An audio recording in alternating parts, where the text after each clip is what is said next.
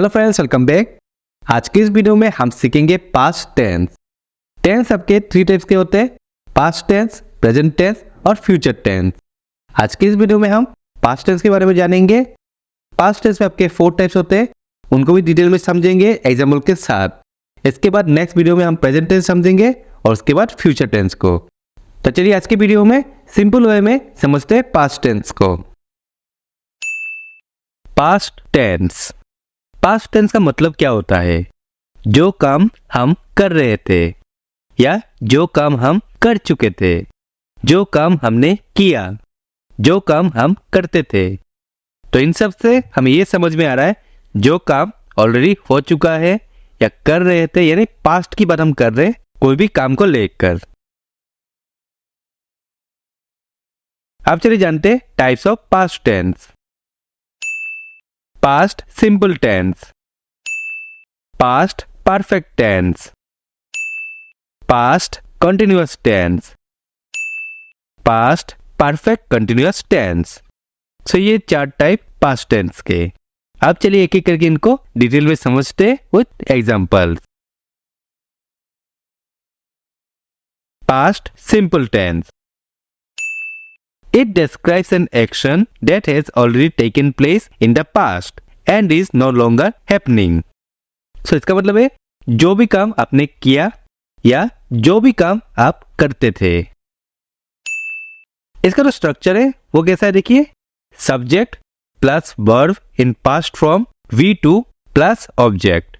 तो सब्जेक्ट होगा, वर्ब के पास्ट फॉर्म V2 साथ में ऑब्जेक्ट। वर्ब जो है इसमें आपके रेगुलर वर्ब होते हैं, इरेगुलर वर्ब होते हैं।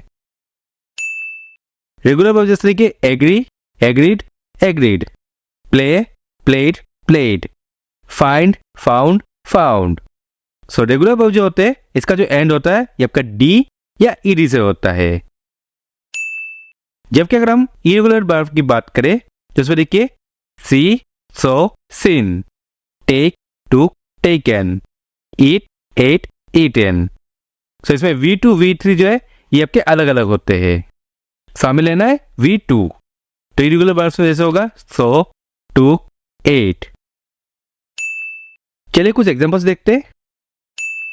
आई प्लेड फुटबॉल यस्टरडे, मैंने कल फुटबॉल खेला। तो इसमें देखिए आई सब्जेक्ट, प्लेड यानी V2, फुटबॉल यानी एक object. I played football yesterday, मैंने कल फुटबॉल खेला। She finished her work at 7 o'clock. 7 बजे उसने अपना काम खत्म कर लिया। तो सब्जेक्ट प्लस V2 अगर देखें तो she प्लस V2 फिनिश का finished. We ate the biryani quickly. हमने फटाफट बिरयानी खा ली। अब यहाँ पे सब्जेक्ट है we and eat का सेकेंड फॉर्म है ate. So we ate the biryani quickly. So ये था पास्ट सिंपल टेंस। अब चलिए जानते हैं past perfect tense. It describes an action that had already finished when another action happened. So इसका मतलब है जो काम पास्ट में पूरा हो गया था, जो ऑलरेडी कंप्लीट हो गया था।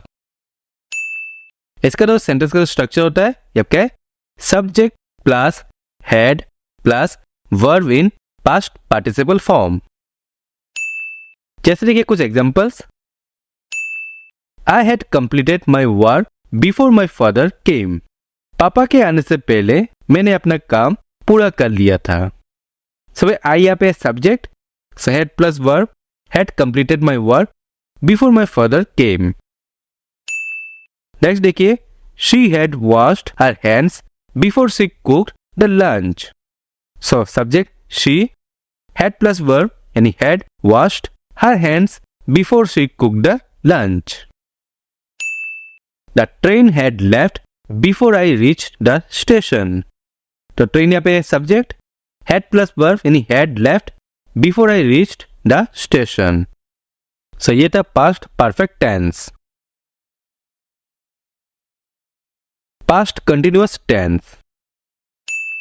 It describes an action that happened in the past and continued over some time. Past में हो रहा था। इसका स्ट्रक्चर है सब्जेक्ट प्लस was और were plus ING form of verb. अब was और were कहाँ पे लगेगा?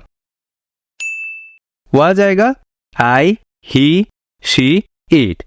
इनके साथ आएगा was। we, you, they। इनके साथ आएगा were। चलिए एग्जांपल्स लिखते हैं। They were drinking coffee when I arrived। जब मैं पहुंचा तो वो कॉफी पी रहे थे। सब्जेक्ट है दे, was और were। यहाँ पे दे इसलिए यहाँ पे आएगा were। तो they were verb plus ING, तो ड्रिंक आपका हो गया drinking. They were drinking coffee when I arrived। I was washing the dishes when the phone rang। जब फोन बजा तो मैं बर्तन धो रहा था।